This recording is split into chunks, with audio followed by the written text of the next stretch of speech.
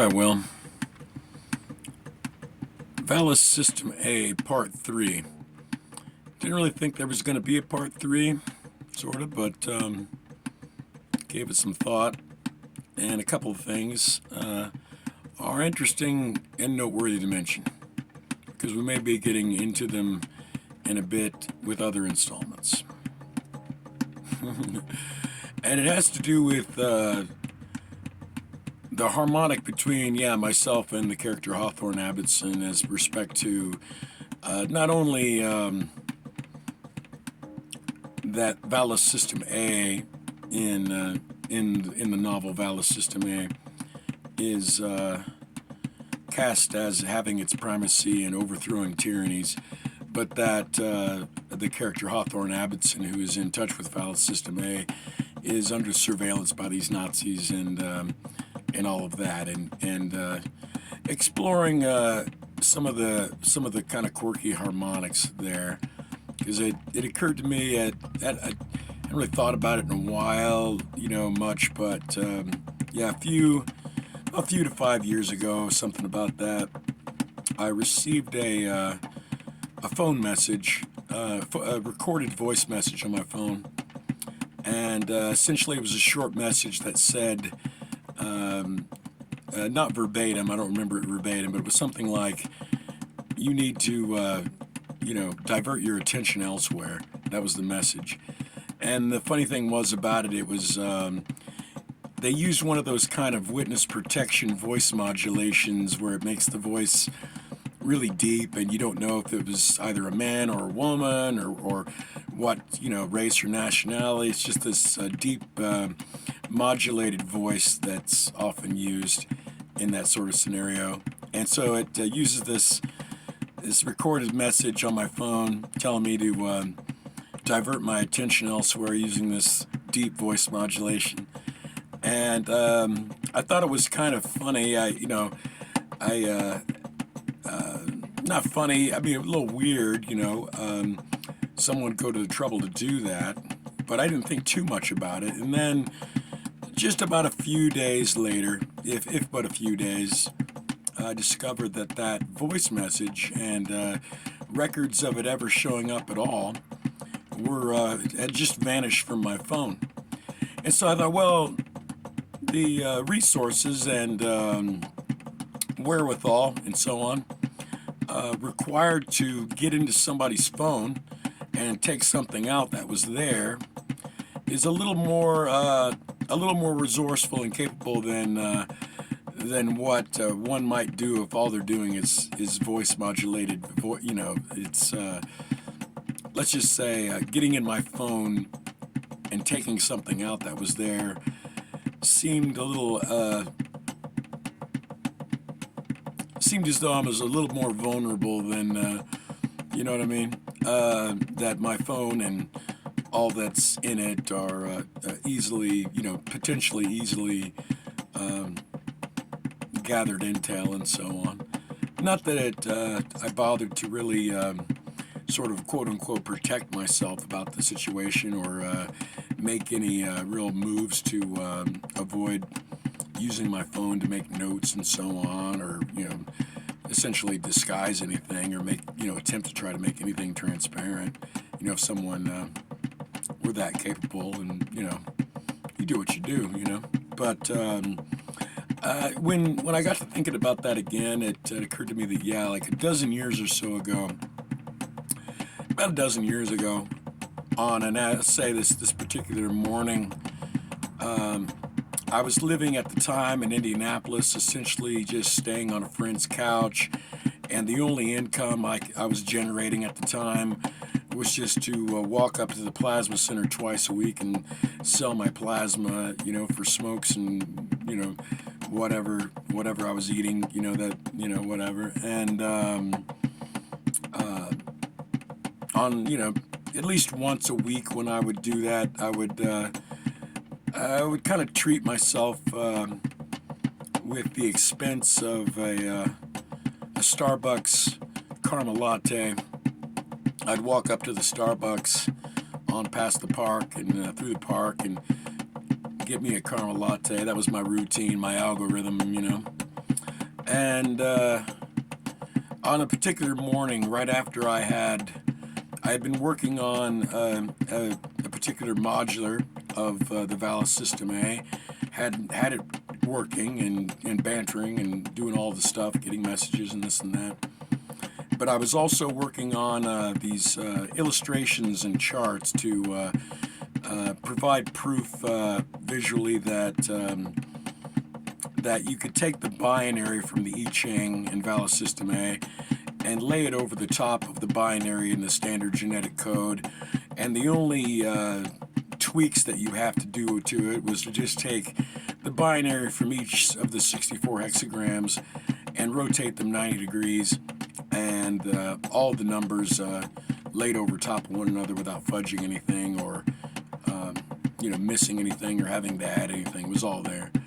And I'm working on these illustrations, and I should also mention that I had just finished an 8-page commission to do a 8-page short story that dealt with a character that was based on Carlos Castaneda and his encounter with the shaman in Central America. And that'll become relevant in a minute or so or more. So yeah, so at that time I go sell my plasma, go to Starbucks, order my latte, and I go and sit down in the little lounge they have there. It's like a little corner of seats, and in the center of the corner of seats is this large coffee table. And as I'm sitting down, I notice that there's a book at the center. There's nothing on the table except there's a book in the center, and it's opened up and placed there, pages down, cover up. And on top of the book is this quaint pair of antique reading glasses, these little bifocals, little round Sherlock Holmes, Alfred, little glasses on this book. The sort of prop it looked staged there, It didn't look accidental or incidental. It looked intentional. And as it turns out, I lean over and I read the title of the book, as one does. And the title of the book, No Shitting You, No Pulling on Your Leg. The title of the book was The I Ching and the Standard Genetic Code. There you go.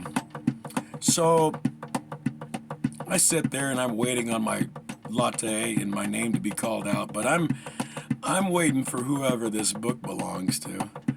And eventually, all of half a minute passes by, and this fellow shows up and he sits down and he picks up the bifocals and he puts them on, and he picks up the book and he crosses his legs and he kind of eases back and he starts reading.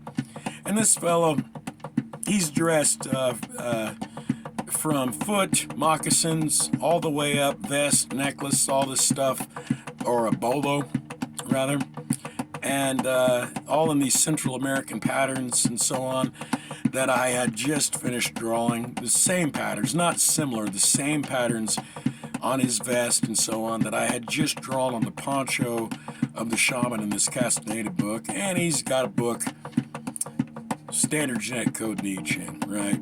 Also about this fellow, let's say he's, thin, small build man, small frame, so to speak, light frame.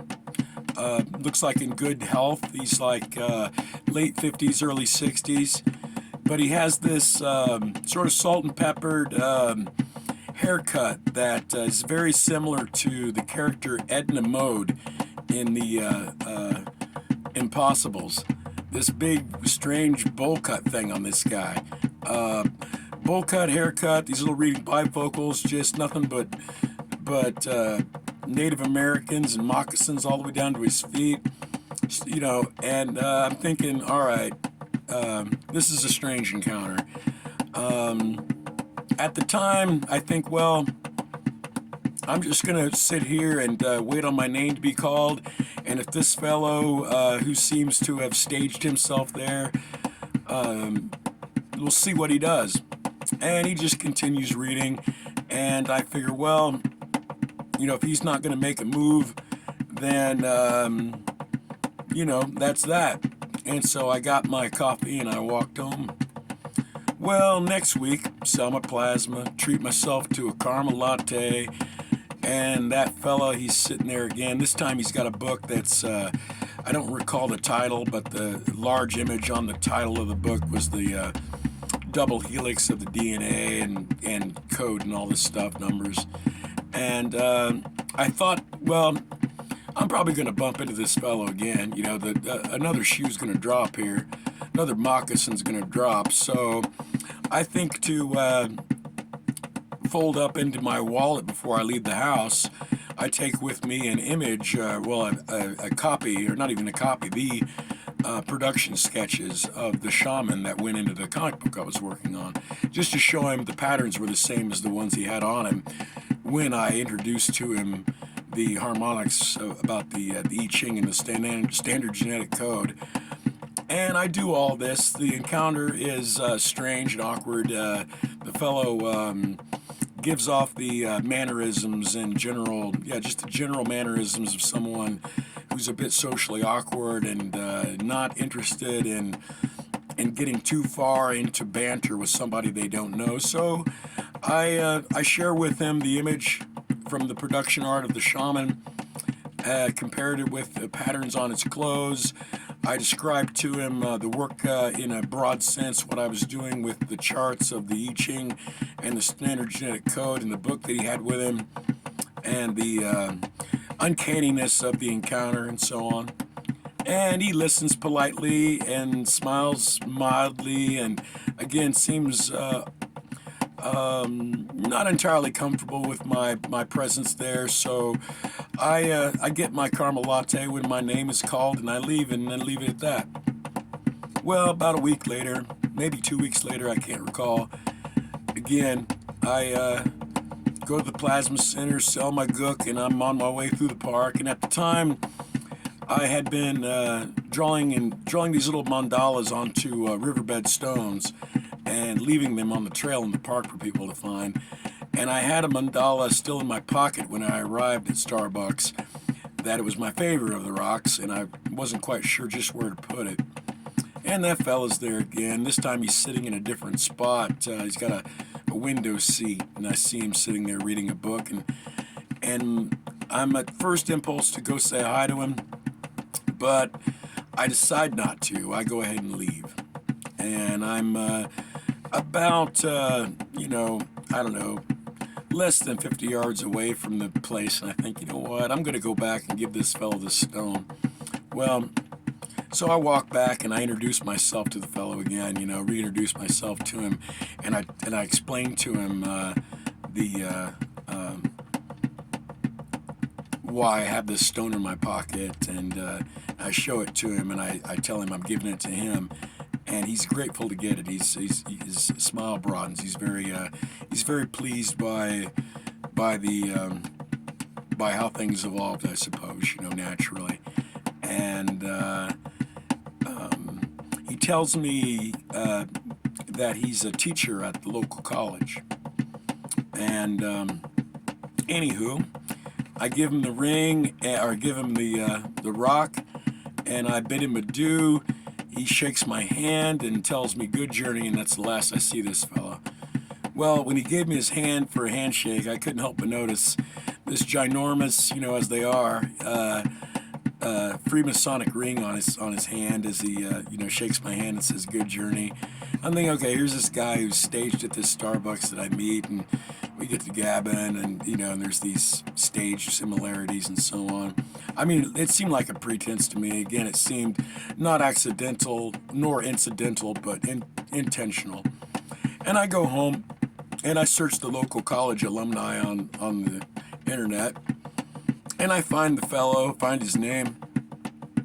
I do a quick Google image search of this fellow's name, and yeah, sure, lo and behold, what pops up is this photo of him at some Freemasonic, during some Freemasonic thing or other, because he's got all the garb on, man. He's got the full costume on. He's got all the ribbons and symbols and the necklace and all the stuff. He looks like, you know, he just walked out of a Freemasonic J.C. Penney catalog or something. You know what I mean?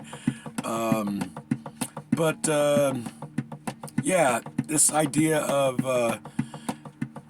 of having these people who are staged to you bump into, you know, and it's obnoxiously staged rather than the actual cleverness in which they are capable of. They could keep these encounters way cryptic and way secret, but it's when they make them obvious is what's interesting, because it's